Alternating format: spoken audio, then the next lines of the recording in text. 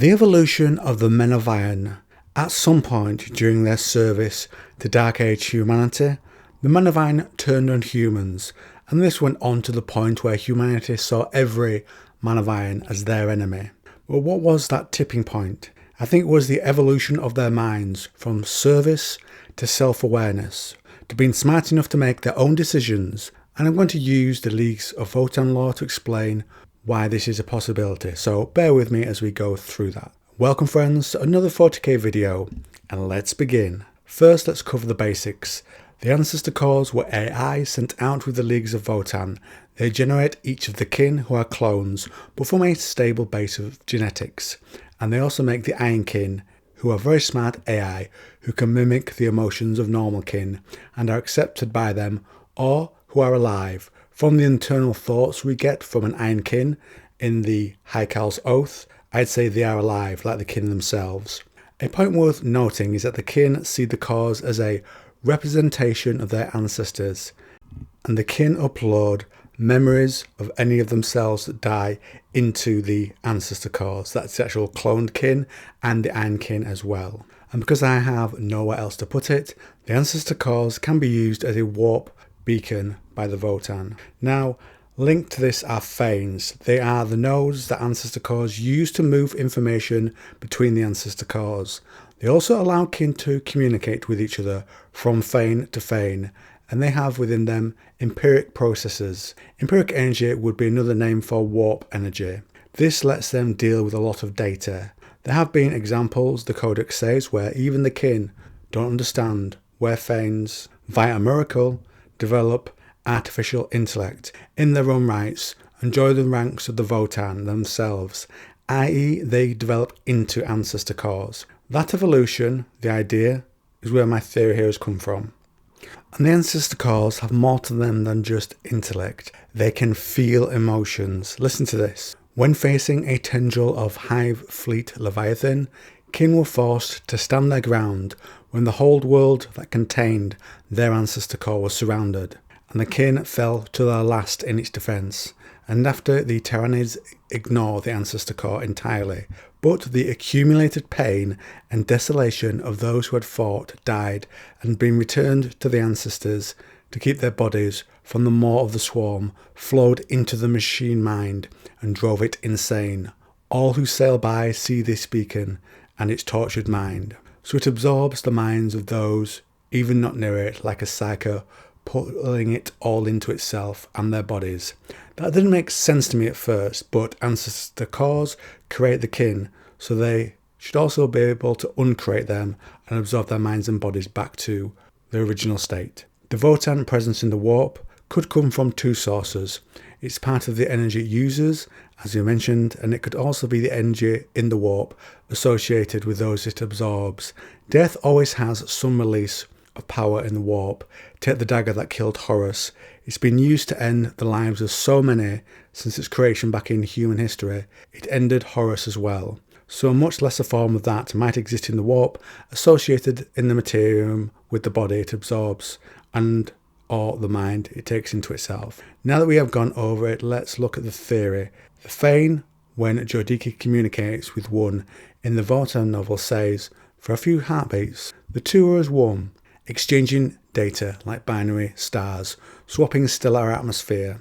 More lights blazed into life as databanks filled, while from the offload terminals a green glow confirmed that the messages and announcements carried on the grand endeavour had transferred across. She sees the Fane develop into this semi-sentient technological miracle. It changed and adapted with her, and the machine requested info itself in return. The maturing intelligence within the Fane had made its own requests, access to different wavelengths and scanners, connections to Crucible data records, schematics of other Fanes. The Crucible mentioned is how the clone kin are made. The two of them were like a single entity in some ways, part organic and part mechanical. So could that want for information and the interaction with the Grimnir, communication with the other holes in the ancestor core's knowledge, when combined, be the thing that developed the minds of the Fane into an ancestor core? Could that be evolutionary point for the Votann ancestor cores and that link to the Men of Iron? For them, it would have been that input, and perhaps they even communicated via the Empyrean, as the votann ancestor cores do themselves, and so that evolution took place. The difference would be that men of iron became alive, self-aware maybe, like the Iron Kin are, going from serving to being, why am I serving? And it's that pushback which started the cybernetic revolt, I theorise. The missing element from this, I have to admit, would be the uploading of minds into a man of iron, like happens with the ancestor cores. I make no claim that happened. It seems to be something that has come with the religious aspect of the kin. The only explanation from man of iron I can think of in that regard is his small warp presence from being near humanity. We know the men of iron were, later in the period, used to defend Dark Age humanity's territory, to hold it, so would see much death and destruction, removing Xenos races as threats to humanity. And death, as I said, leaves a mark in the warp, so maybe some of that colours them. There is an example of a gun having a small warp presence, just as a further example, as it's being used for murder. The men of iron also might have a presence in the warp, because they could communicate or were empowered in some way by warp empiric energy. So I have a larger theory about that, which I will cover here in brief for context. It's that during the Dark Age of technology, they had a lot of control over the warp. There are wards the Grey Knights use from the Dark Age of technology, so I theorise that they're part of a larger suite of wards, and that this would let them control the warp and create things like Geller fields and warp engines, and using empiric energy in many of the weapons and ships we see from the Dark Age. And I also theorise that the Men of Iron might have used this information to upload their minds into the warp, which was karma at the time, and then jump into another body if they wanted to, and maybe even used warp energy to empower and heal themselves, as we see with the Titans from the Ordo Sinister, who use a Dark Age device to do similar things. So that information would fit in here pretty nicely.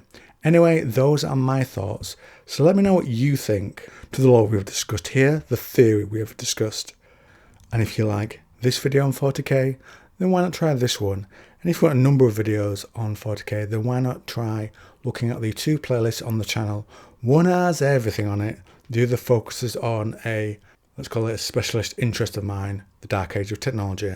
I also cover Trench Crusade and have about one video out on that per week usually. Historically, and to return one day, I did a load of Dune videos which also has its own playlist on the channel.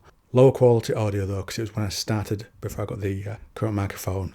There was also a playlist for the Expanse books and TV series, most of the books, and a short playlist for the Sun Eater series by Christopher Rocchio and Red Rising by Pierce Brown. And that is not quite the end of the video. And if you made it to the end, and I assume you like votann lore, which I think is great, and it's a lot of fun using it as a possible lens for Golden Age tech, I managed to get hold of a copy, and I don't have it with me right now at the time of recording, but it's in the post, a copy of the new Leagues of Votann Codex. And from one person on Reddit who uploaded a few excerpts, I think there's be interesting stuff in there that I can make into videos. I'll likely do two, one with the pure lore that's been updated with a little information for context for you if you're not familiar with the various things in the votann lore, and then one or two theorising if there is enough cool new lore to do some more portal to the Dark Age, of course. And that's the end of the video. I have left the building.